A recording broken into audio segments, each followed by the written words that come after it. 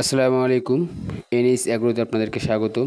আশা করি সকলে সুস্থ আছেন, ভালো আছেন। আমিও আলহামদুলিল্লাহ ভালো আছি। আজকে আমরা একটা গুরুত্বপূর্ণ বিষয় নিয়ে কথা বলবো। সেটা হচ্ছে মুরগির ডিম।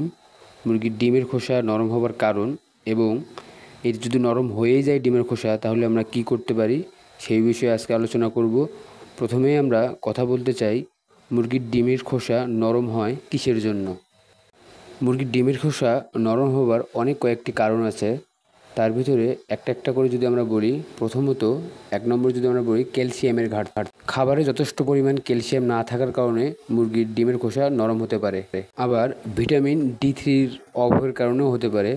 যদি মুরগির শরীরে ভিটামিন ডি3-র অভাব দেখা দেয়, তাহলে ক্যালসিয়ামটা মুরগির শরীরে কাজ করতে পারে না। অতিরিক্ত তাপ অথবা গরম আবহাওয়ার কারণে মুরগি খাবার কম খায়, পানি বেশি খায়, সে কারণে ক্যালসিয়ামের ঘাটতি দেখা দেয়। মুরগির বয়স বেশি হলেও এই সমস্যা হতে পারে, কারণ মুরগির বয়স যখন বেশি হয় তখন ক্যালসিয়ামের শোষণ ক্ষমতা অনেকটাই কমে যায় মুরগিদের।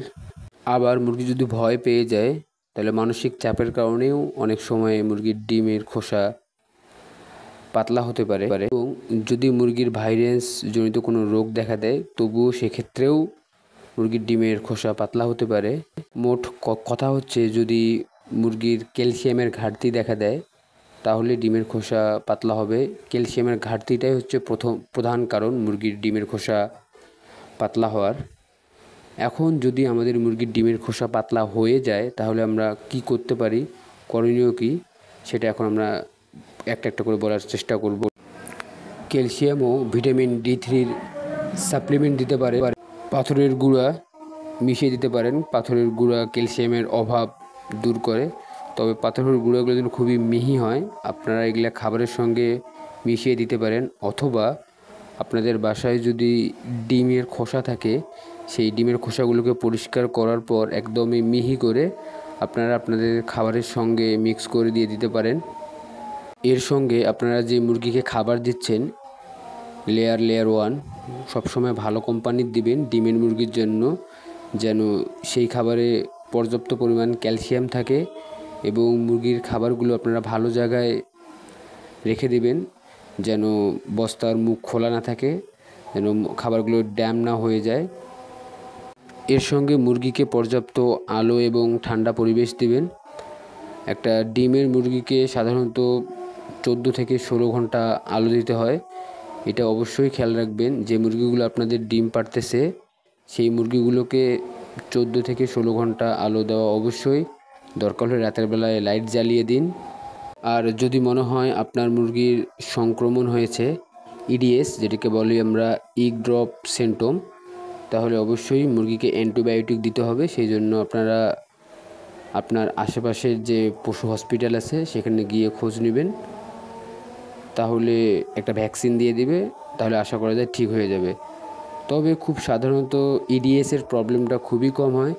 সাধারণত মুরগির ডিমের খোসা পাতলা অথবা নরম হওয়ার প্রধান কারণ যেটাকে আমরা বলি, সেটা হচ্ছে ক্যালসিয়ামের ঘাটতি আর ডি3-র সমস্যা। সো এই দুটো সমস্যাকে যদি সলভ করা যায়, তাহলে আশা করা যায় আপনার মুরগির ডিমের খোসা আবার আগের মতো হবে।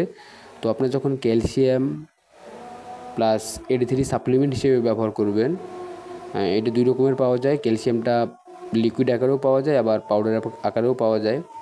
যদি আপনারা লিকুইড আকারে নেন, তাহলে 1 লিটার পানির সঙ্গে 1 ml 7 দিন খাওয়াবেন। ঠিক একইভাবে ডি3টাকেও এরকম 7 দিন চলতেই থাকবে।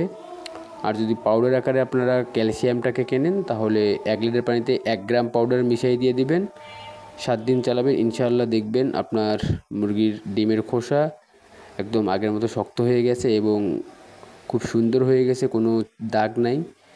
যদি ক্যালসিয়ামের ঘাটতি হয়, ডিমের খোসা নরমের পাশাপাশি দেখবেন ডিমের খোসার ভিতরে অনেকগুলো ছিটে ফোটা আছে, অনেক রকমের কালার আছে, কোথাও একটু বেঁকা আছে। এই সমস্যাগুলো সবগুলোই হয় মুরগির ক্যালসিয়ামের ঘাটতির কারণে। আর সবসময় খেয়াল রাখবেন, আপনি যে খাবারটা পরিবেশন করতেছেন মুরগিকে, সেই খাবারটা যেন সঠিক মানের হয়, সঠিক ক্যালসিয়াম থাকে, তাহলে ইনশাআল্লাহ আপনার মুরগি এই সমস্যাগুলো হবে না। ভালো থাকবেন, আমার জন্য দোয়া করবেন, আমি যেন একজন